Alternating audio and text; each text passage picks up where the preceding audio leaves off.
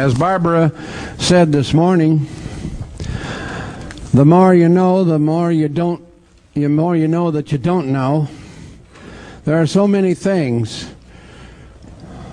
that are happening in this nether world behind our backs, things that happen that we are not aware of, and that's going to be more or less the subjects of our next two presenters.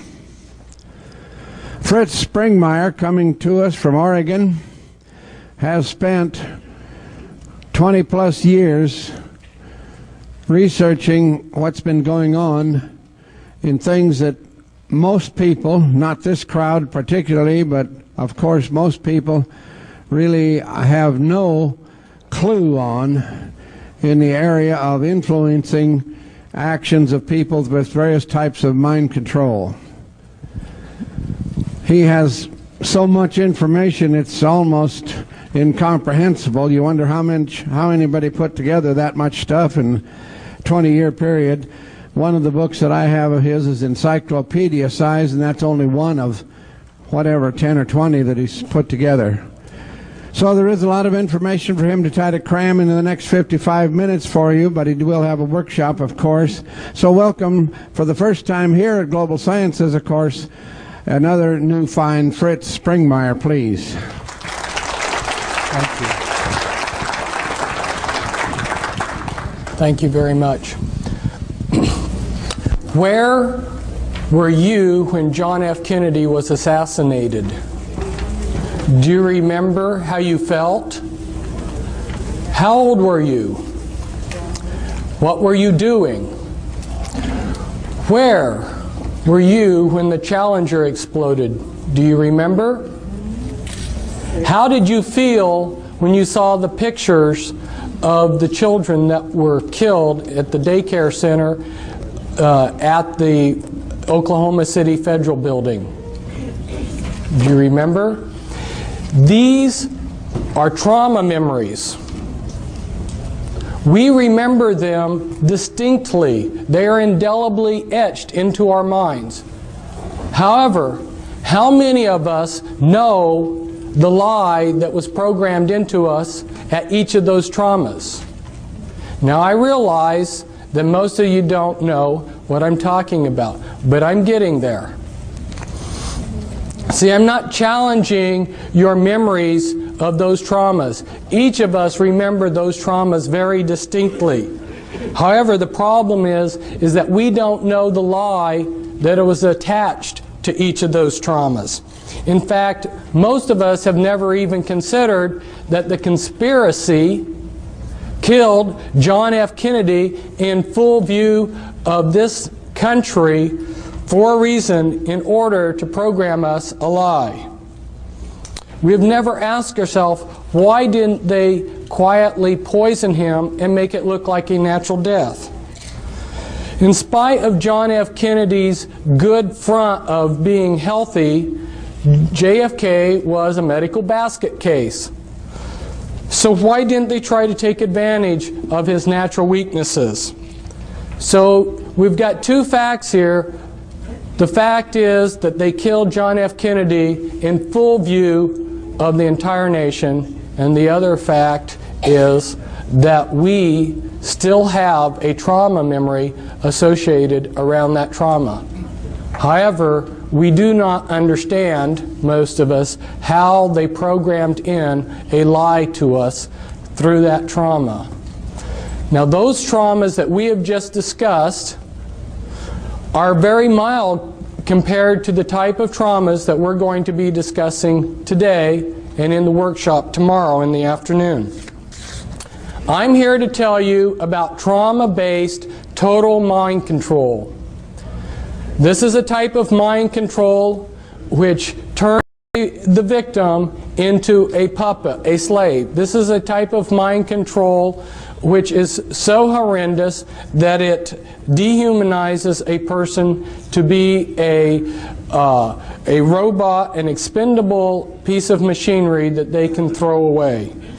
And the problem is that this mind control is essentially totally undetectable.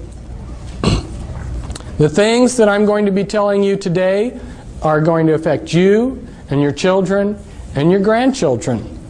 And I don't have enough time up here in 55 minutes or an hour to give you much more than just scratch the surface of what I have to tell you. But I do want to be able to, in this first hour, to tell you the issues and then also expose you to our literature, our information that we have that you can obtain that covers those issues, so that if you want to obtain more information on this, you can. Today I'm going to give you some important keys to some of the important mysteries in your life. Everyone loves a treasure hunt. Today you've hit the mother lode. This mind control pertains to many of the things in our life. Why are so many people being abducted by UFOs? Why do things keep going wrong in our government? Who is running the world? How do we protect ourselves from someone who's an intelligent agent of the New World Order? How do we protect ourselves from deception? These are all issues that relate to mind control, and they are the type of issues that I give answers to. What would you like to know about the New World Order or its mind control? Or perhaps the subject bores you. If you don't know where you're going, how will you know when you get there? Where is this nation going? Where are we going with all these UFO abduction experiences? I'll tell you, we are headed toward total mind control. And I'm giving you this talk to motivate you, to help you, to inspire you, to inform you. Now I'd like to do a little exercise. Look at the person on your right and look at the person on your left. Now I'm not doing this to instill fear into you. But the reason I wanted you to look at the person on your right and the person on your left and then yourself is because one or all of you may be under this total mind control and not even know it. But I'm not saying this to instill fear into you, but I'm trying to motivate you out of your complacency. Because after I found out about this horrendous mind control, which is being carried out on such a grand scale, that my life became insignificant compared to the suffering of the millions of victims. And that's why I've dedicated my life to stopping this mind control, or doing as much about it as I can. But I can't do it all by myself, and nor can I succeed with my co-author Cisco Wheeler back there, but we need all of your help. Now this has been a great conference. There's been a lot of great speakers. But if I was to sum up this conference, I would sum it up as saying mind control and disinformation. What do I mean by disinformation? Today, people don't understand what disinformation is. One needs to go and study, which I have done, how these intelligence agencies that disseminate disinformation, how they operate, and what kind of disinformation they put out.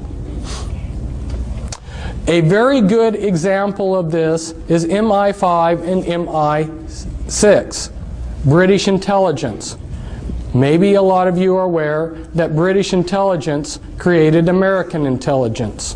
And British intelligence is extremely powerful.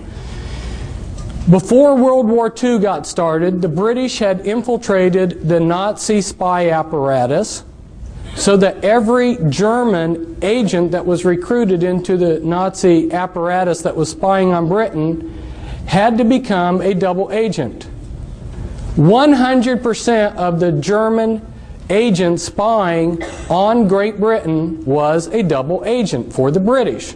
And anyone who joined those spy cells had to become a double agent, or they got dropped, so they kept the continuity. Through those double agents, they disseminated disinformation to the Germans. If you will study the type of disinformation that they fed through those German agents, you'll get a good idea of the type of disinformation that's being disseminated to you all through double agents. Some of them have been up here as speakers. You may think that disinformation is simply passing a lot of lies. No. Disinformation has to look like the absolute truth, but you slip in a little poison with it. So some of these double agents that the Nazis had received very big decorations by Hitler. In fact, one of these British agents, double agents, received the highest award that Hitler could give him, while at the same time he received the highest award that the British could give him. Kind of interesting, huh? An example of how disinformation works.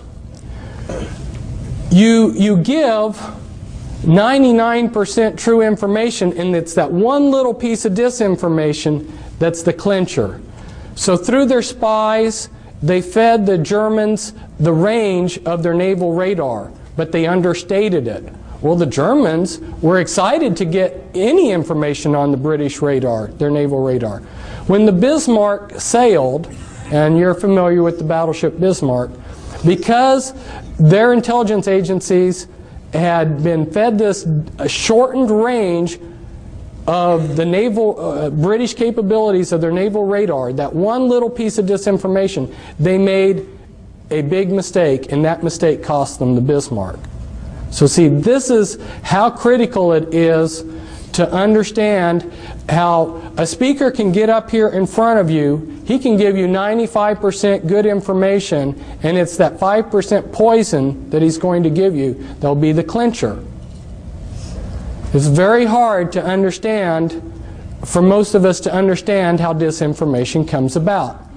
Now, my co-author back there, she said, "Fritz, you're not going to hold back on these people, are you?" Well, for those of you who don't know me, if you watched that movie Braveheart, when I watched the movie Braveheart, I realized that's me, you know. I've been trying to fight these people, and I've got the same spirit. No, I'm not going to hold back on you people, and I don't think you want me to hold back. You want the whole truth, and I'm going to give you the truth as best as I can. And some of you who don't know may be wondering, who is this Fritz Springmeier character? And so, unfortunately, I need to just take a minute and tell you about myself. Why am I in a position to be up here telling you things that other people can't? I think it goes back to several generations before me. My great-grandfather was a very insightful, wise, intelligent, good man. He lived in Germany before World War I, and he saw, because he was insightful, what was coming. So he escaped in a wagon underneath some sacks of grain across the border into the Netherlands, because he saw that a world war was coming at a time when most of the world was just having a good time. And I think God honored the desires of his heart not to be involved in all the warfare that he saw coming to Europe, because he had 5 sons, and they had a lot of sons, and not one of his sons or grandsons ended up fighting in a war, because their age staggered them so that none of them ever got drafted. That's pretty amazing. And then if we look at my father he's still alive. He's exceptionally brilliant man. You would call him a genius. And as I grew up, he allowed me to ask 1,000 questions. You know, I sat there and pestered him the whole day asking him questions, and he would answer them. And he never got tired of that. And he tried to take where he was at in life and his capabilities and help the world. And my mother, she was another brilliant person. My mother and father grew up on farms. They were farm people. They were good people. They were not associated with the system at all, nor have any of my relatives, except for one of my dad's cousins in World War II, because he was a genius, worked on the Manhattan Project. But my father has basically been a technocrat for these people that run the world, and he tried to make a career out of going to third world countries and developing their agriculture. And so I got to see some of the movers and shakers of the world, and I also got to see how the people, as David Adair called them, you know, these bureaucrats, how they treated the technocrats that worked underneath them. My father was sent by the U.S. State Department aid program to Nepal when I was a child to develop the Nepalese agriculture. And he painstakingly typed up a big, massive report of their state of affairs all over the country, which he traveled on by foot and by jeep, and when he and a plan to improve their agriculture, and they had lost it within 2 weeks. And that was back before there were photocopy machines. So I saw how saw time and time again how the people that are running this world just played around with people like my father, who sincerely wanted to improve this world, this planet. Not growing up in this country and not coming to continental United States until I was 11, have an outsider's view of this country and what's going on. And you know, when you're in a situation, if you can step aside and look at it from a distance, you see it differently.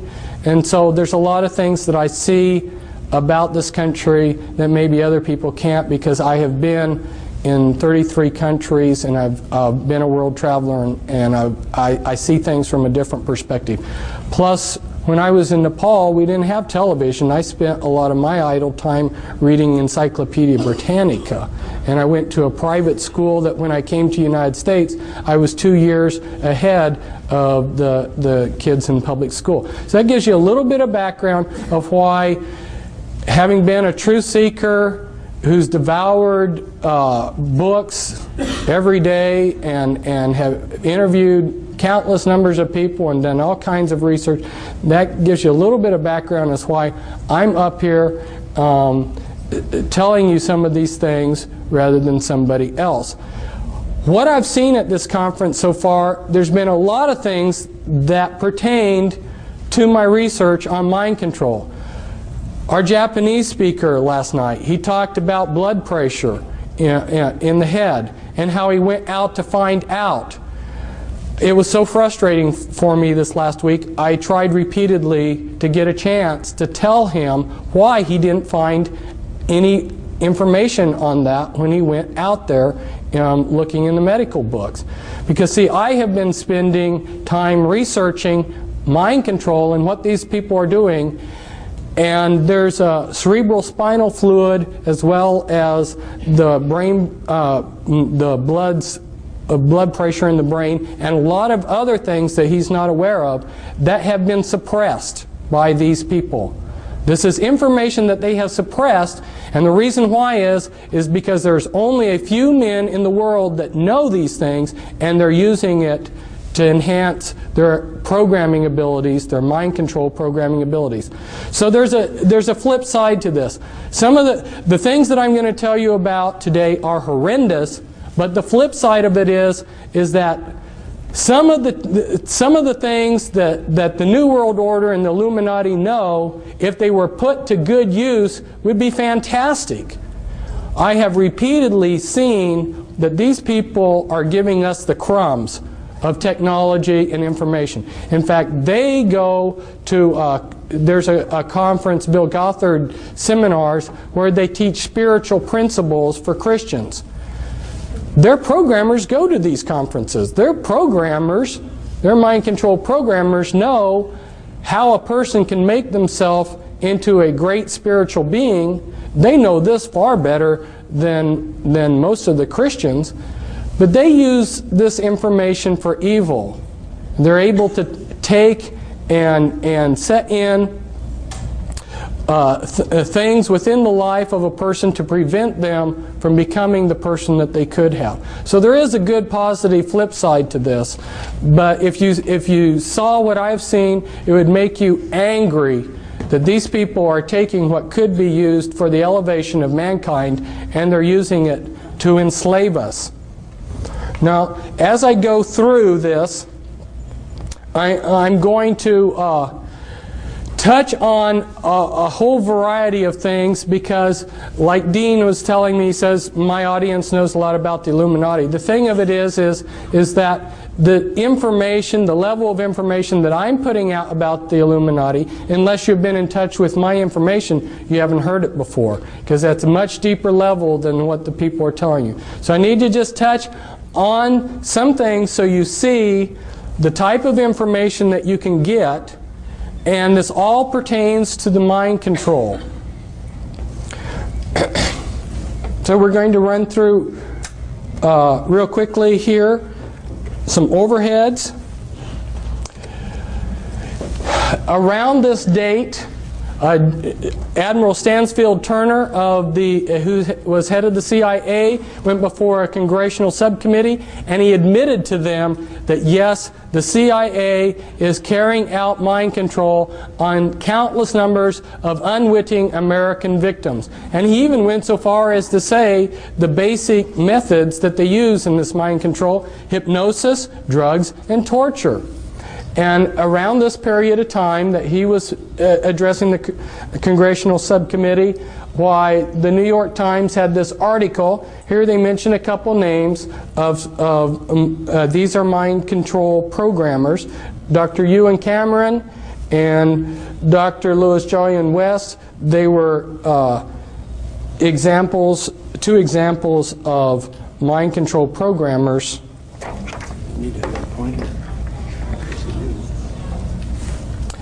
If we go back in history, you'll see that our governments are just carrying out methods of control that were written about long ago. And those of you who have been associated with the Army realize that they have a lot of pamphlets and books for their people. This was a handbook for chaplains, and inside this handbook for chaplains, they tell all of the religious groups that are recognized by the U.S. military, and one of those groups that's officially recognized is the Church of Satan, so that if you are a satanic priest in the Church of Satan, you are exempt from the draft because you're a clergyman. And Anton LaVey happens to be one of the mind control programmers that I have been exposing, and you'll see a picture of one of his slaves in here. In this book, in this handbook for chaplains, they will tell you that there are 3 degrees within witchcraft, and that is correct. Those first 3 degrees make up the anarchy level of the Illuminati, and then you have a hierarchy level within the Illuminati. Last summer I went out on speaking circuit of 14 major U.S. cities, and there was a tape made, a professionally made tape in a television studio where I explain charts like this, explain a lot. So I strongly recommend that you get that videotape because it gives an excellent overview of a lot of things. But for instance, you'll have this diagram explained, and I go into the top 13 Illuminati bloodlines in that tape. I also have a book. This comes from a book, The Top 13 Illuminati Bloodlines.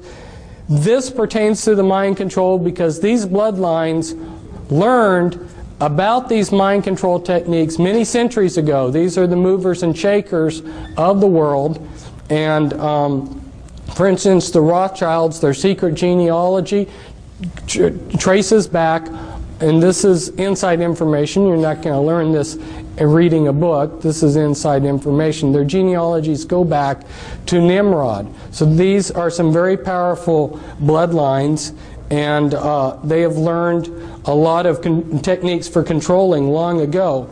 And when you learn who the bloodlines are, it totally changes your view of history. Now, for instance, Grant and my co-author back there, Cisco, who I brought out of the Illuminati, her father was a programmer, and parts of her were used for programming.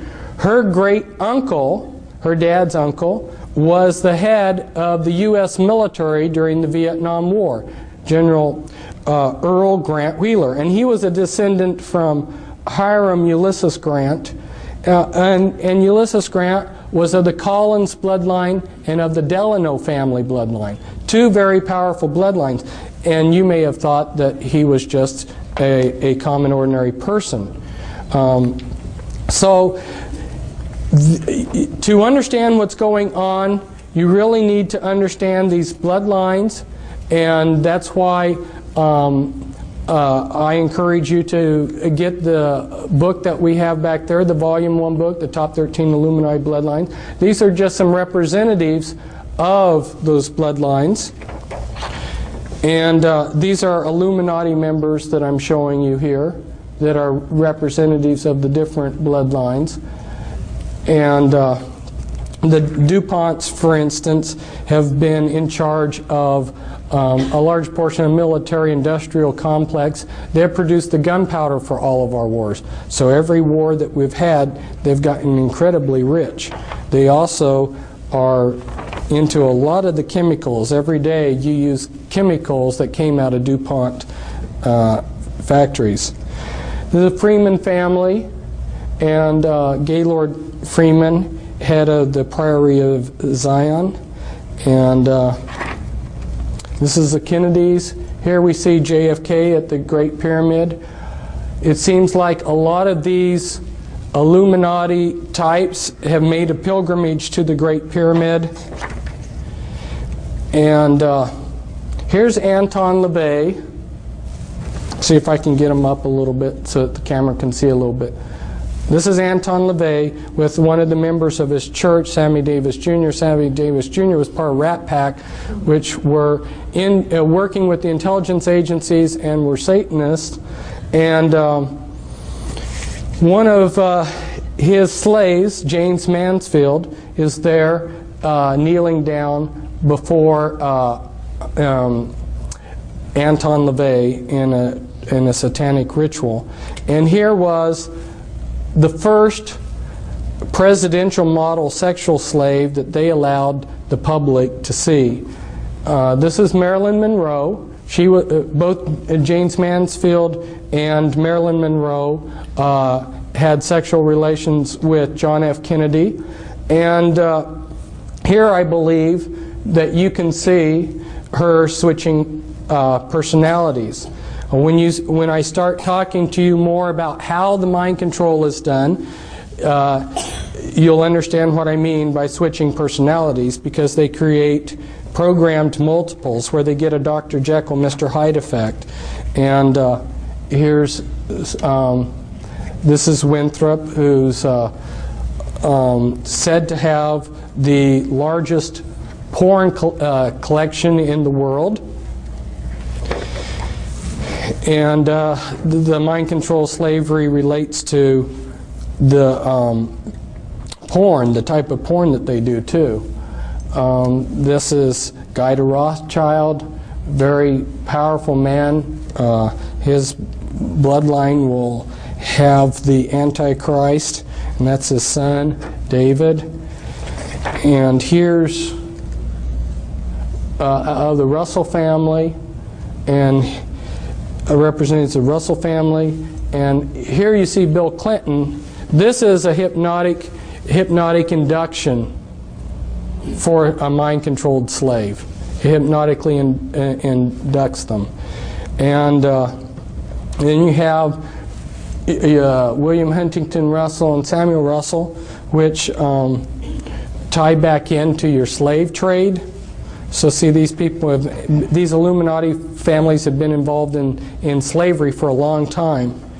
And they've been involved with mind control techniques for a long time. A lot of what they did with the black people was for purposes of, they were very skillfully using trauma and divide and conquer against the black people when they enslaved them. And I don't have time to go into all the ideas behind what they did to the black people, but just leave you with the idea that the reason that they brought over the black people like they did in the ships, with so many dying, and the way they separated them from their past and everything, it was all utilizing mind-controlled techniques. And this is some other Illuminati bloodlines here. The Lee family, Li Ka-shing, billionaire in Hong Kong. Some others. Hitler was of the Rothschild bloodline. I found out that Scotland was very important to all of this, and I just highlighted some of the Scottish clans that were involved in the Illuminati. And for some of you that need to see this, because you wonder if satanic ritual abuse does occur, I got this out of a museum, and it's written it's an oath to Satan that's written in the blood of the person who made the oath. And this is very standard for people within the Illuminati. And this all relates to how the mind control is done, because a lot of you can't separate the rituals, the satanic rituals, from the mind control programming. They dovetail in. But they're also using alien themes in the mind control too. And again, I will explain this in the videotape. It's a castle in Belgium, an important castle of the Mother of Darknesses, which is a rank within the Illuminati. This is the front entrance to it. The Illuminati have set up objectives, okay? And then those are broken down into components, and then they use different parts of society to bring those objectives about. They want things to happen as if they're happening naturally. From debriefing people that have heard planning sessions where the 20-year and the 30-year and the 50-year plans of the Illuminati were explained in detail, one of the major components to their plans is they want everything to happen as if it's unfolding naturally. So where the mind control slavery is so important is they have salted their people throughout all levels of society. There is no religious group, there is no philosophy, there is no political group that can't be infiltrated with their mind-controlled slaves. Here's an example of another objective. And you can see how they've broken it down into components, and then their people that are salted throughout different areas are bringing about those goals. This is explained in the videotape, so I won't explain it, but it shows the type of thing that I go into in some of my literature, in some of my books. And this is the Illuminati occult area boards that when they went to make federal regions, they copied the boundaries that the Illuminati occult area boards already had. And again, this is the type of thing that we talk about in the videotape. And you may say, what does this have to do with mind control?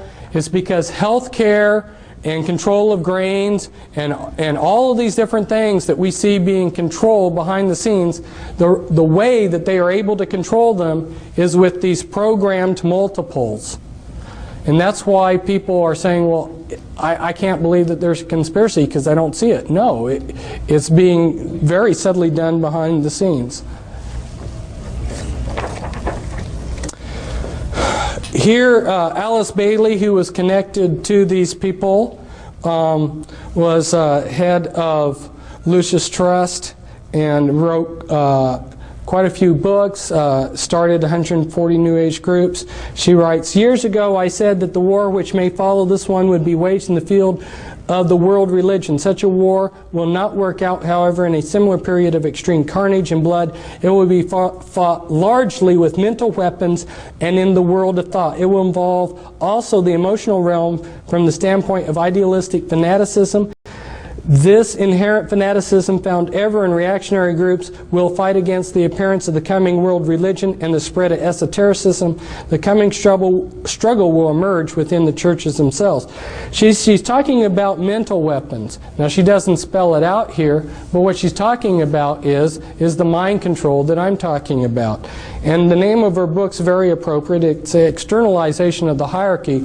What was done in secret in these secret societies that tie in with the Illuminati, what was done in secret 100, 150 years ago is being externalized into society. And part of the way that they're doing it is through the mind control that's got an alien script to it, and through people that are seeing things and dreams and so forth. You know, one of the ways, see, my father was just naturally smart, but there weren't enough naturally intelligent people for the New World Order types to take advantage of. If you understand what they need to run their computer systems and to do the type of research that they needed to have some trick to get enough geniuses to really move rapidly forward with what they wanted to accomplish. And they discovered that if they scarred the brainstem, they could create somebody with a photographic memory.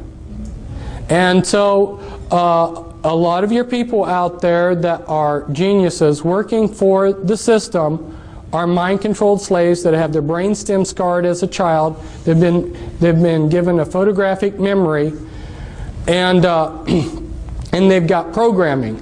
Now, how do they control these people? Well, they are releasing technology at a rate that they have decided upon, and they release that. If you're a mind-controlled slave, a lot of the ideas that you will get will come as dreams. Okay? They're controlling the various Christian denominations, various Christian religions. They're controlling the New Age movement.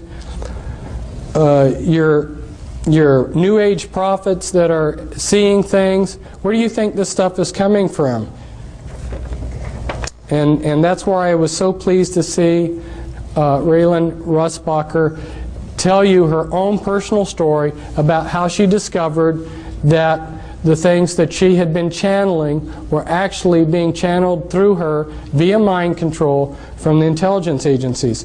This is, it doesn't show up very well on here, it's such a beautiful picture, but it's the inside of the House of the Temple of the Supreme Command of the Supreme Council, of the 33rd degree of the Scottish Rite Freemasonry in New York City. The House of the Temple here, one site for programming, one place for the Grand Druid Council to meet in a room there. Here I'm at a programming site. And this is the Presidio, and this is real near the Presidio, the Palace of Fine Arts, and where Illuminati have done rituals. Here's some more pictures from the area. You'll notice that the 6th Army has the satanic hexagram within a circle with the satanic anarchy A inside of it, and a lot of their staff are Satanists. This is some more sites around the area used for programming. This is on the Presidio where the Illuminati have had some rituals inside of there. And in the distance here is Alcatraz, which has been used for ritual programming. This is Tavistock, which is a site that's been used for mind control programming. Rothschilds have used Tavistock quite a bit. Here's a couple programmers. This is Michael Aquino, who's head of Temple Asset. He's a mind control programmer.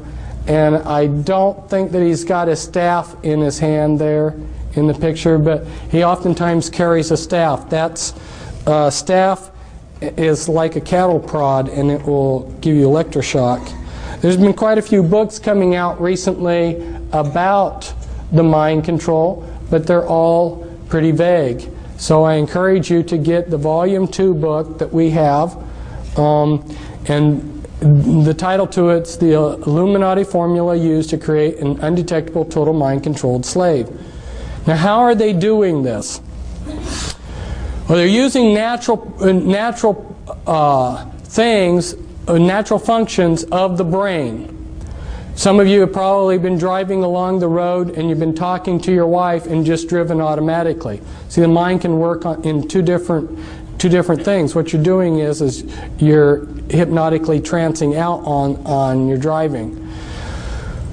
Maybe some of you have been driving and you went from point A to B and don't even remember driving. You just put yourself into self-hypnosis. There's different altered states that the mind can go into, and they're very familiar with these.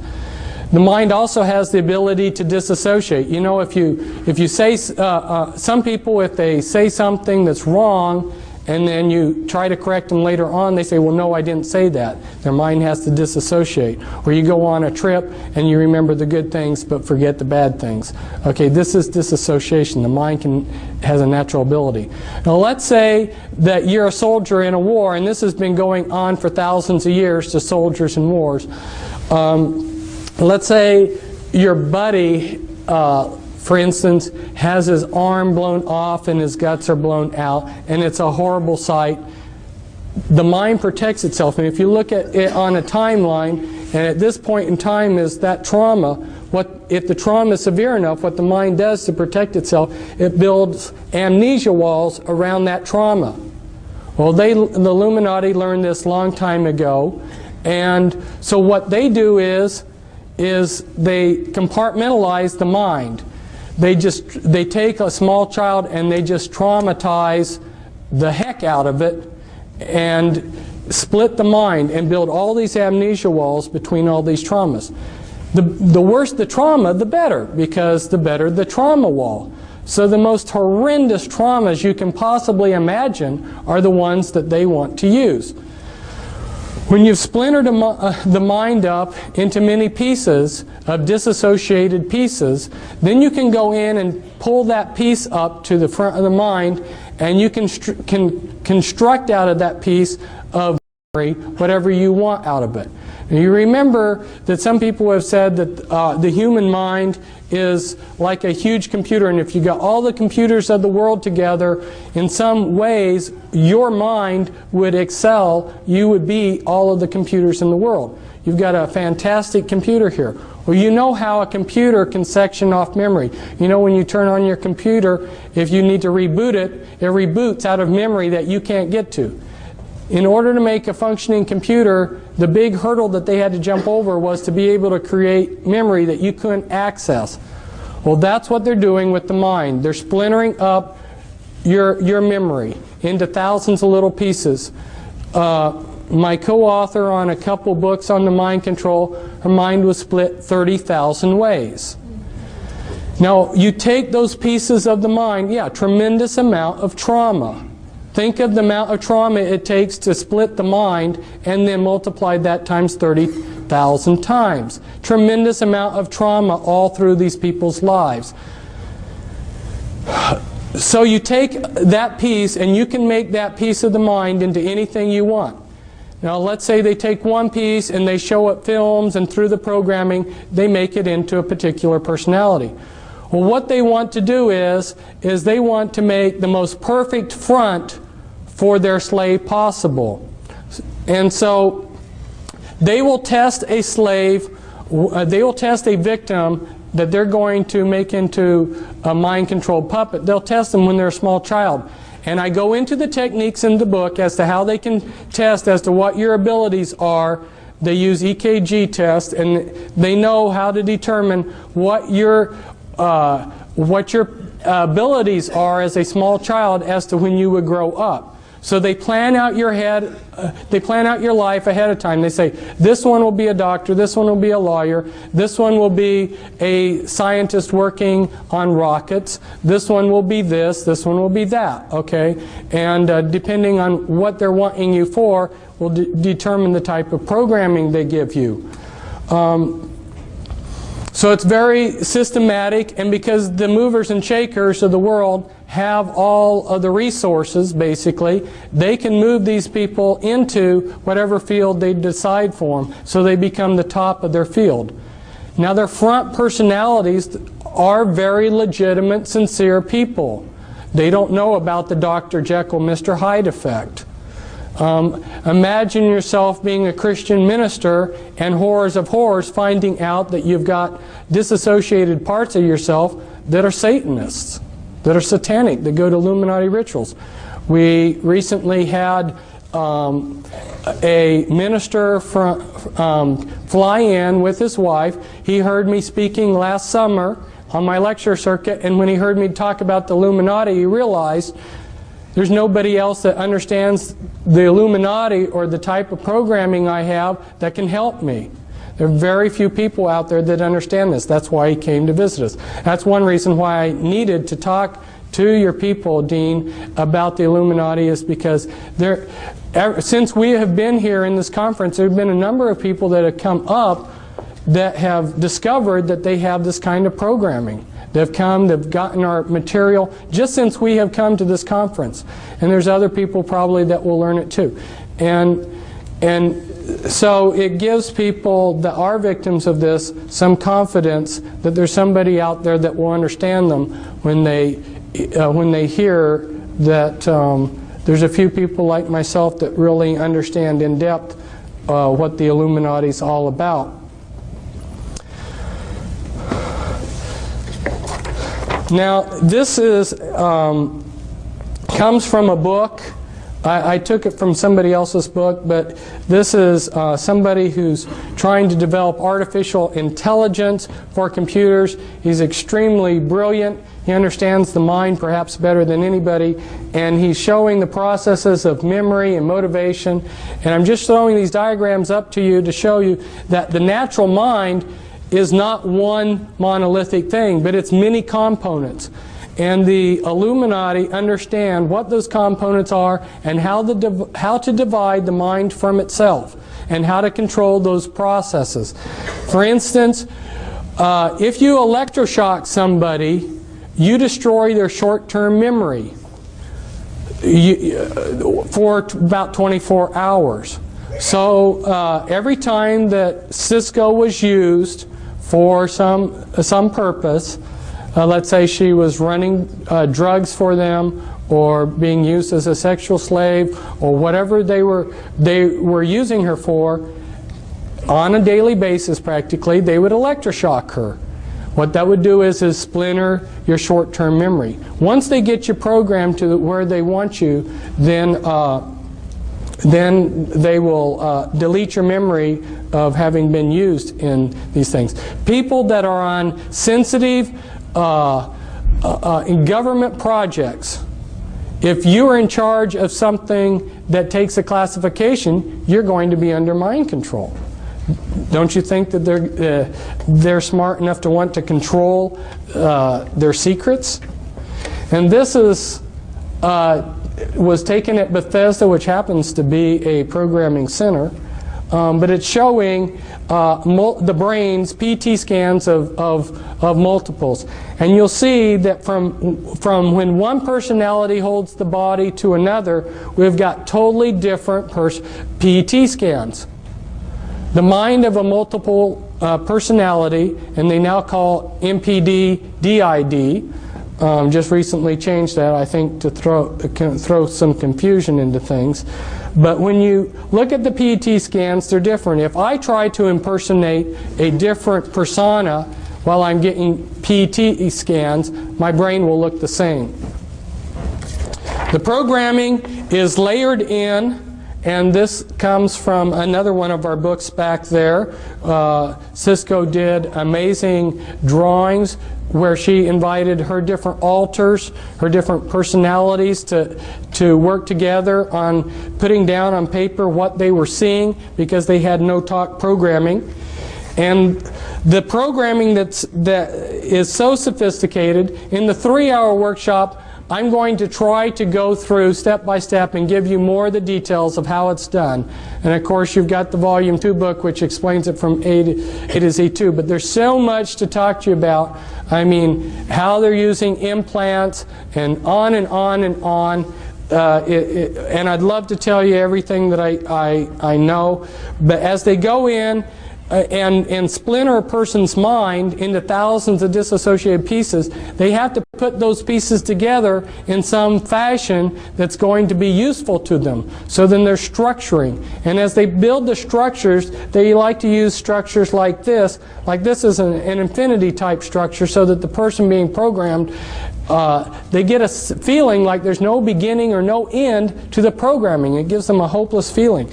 But the type of sophistication, the level of thinking in this programming is so in-depth. This is when they're doing the structuring. This is the beginning of a chart showing the beginning of some structuring that they're doing. And then when the master finally, the programmer or the handler finally has finished programming the slave, he will have a 3-ring binder, a laptop computer with pages that look like this.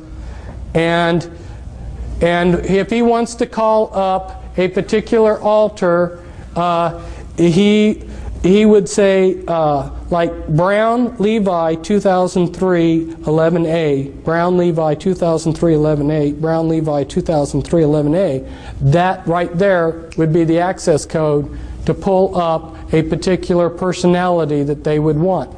And a lot of these personalities will not live in reality. They live in a total science fiction world. They've been dehumanized. Here's how one of Cisco's alters perceived herself.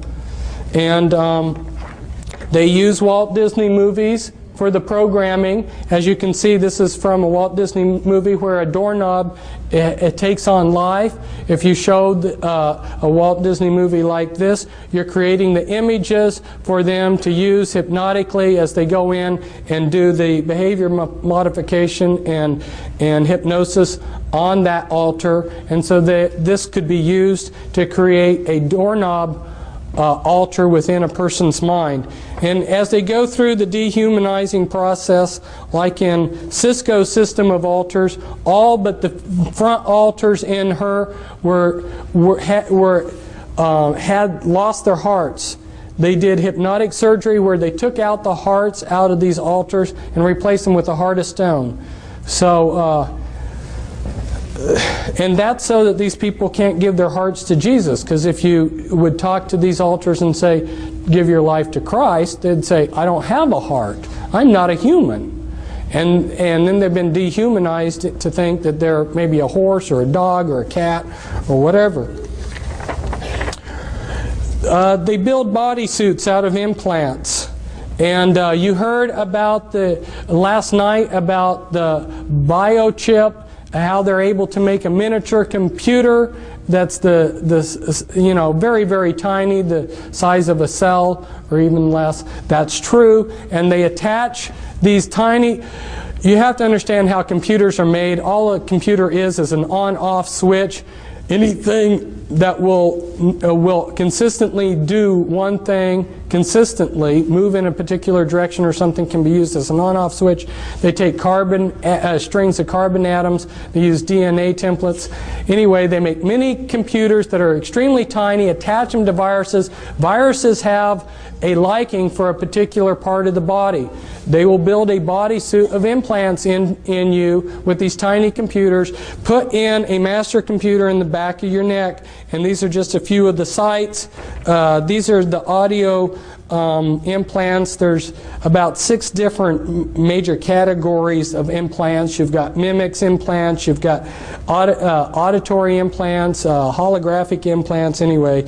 And when they program, they layer in the programming. They use a lot of, some of the base programs are your Alien scripts, your Alice in Wonderland and Wizard of Oz. Those are very common base programming scripts. And also Star Wars and Star Trek. Star Trek's a big one.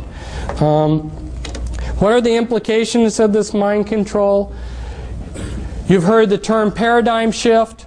The implications of this mind control are so mind-boggling that it's taken me years to make what people call the paradigm shift, to really comprehending everything we see. Nothing is as it looks, okay? And anything that is clean has been infiltrated and been dirtied.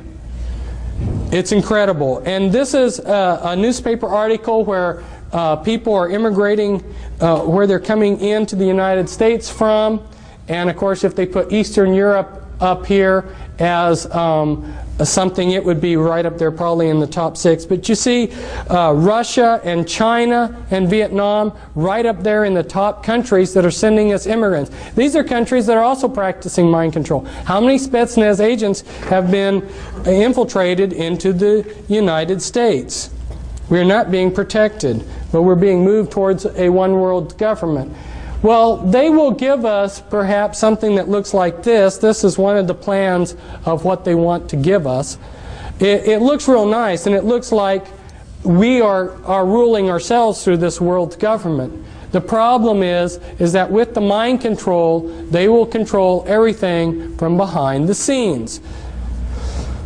So, including, I had a friend who was a mind control victim, and one of the insiders that is trying to fight the New World Order came up to him and said, this was back in 1990, and said, "You are a monarch mind-controlled slave." He didn't know what that meant. He said, and this insider said, as proof of who I am and that my information is for real. This was 6 months before the primary election in which Bush and Clinton ran against each other. He pulled out a map, and it had all the votes for the final votes of the presidential campaign, the Electoral College votes, and the final popular votes. And these men found out the same thing that I found out from various sources. James Collier and his brother, they spent 20 years tracking down how the voting is rigged. I'm telling you people, nothing is as it seems, and there are people that can come up here and stand up here and be a lot more humorous than I, and can tell you, that you can vote these people out of office. There is no political system that is going to work anymore when they are making mind-controlled slaves. And I'd love to have all of you come to my workshop, because there's so much that I have to say, and it's so important. And our table's back there. Thank you.